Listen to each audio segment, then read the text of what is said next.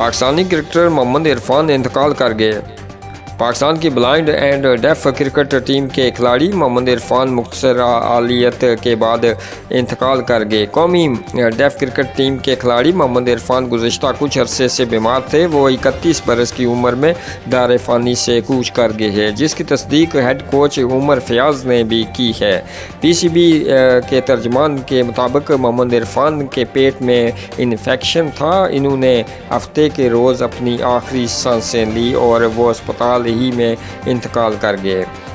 तर्जमान PCB के मुताबिक मोहम्मद इरफान ने 12 मैचेस में पाकिस्तान की नुमाइंदगी की। वो कहीं अरसे तक क्रिकेट खेलते रहे और वो 2007 में होने वाले एशिया कप में भी कौमी टीम का हिस्सा थे।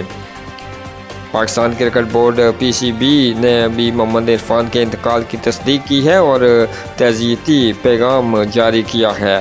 चेयरमैन PCB समेत दीगर ओहदेदारान और खिलाड़ियों ने मोहम्मद इरफान के इंतकाल पर अफसोस का इजहार किया और इनकी माफ़रत के लिए दुआ भी की।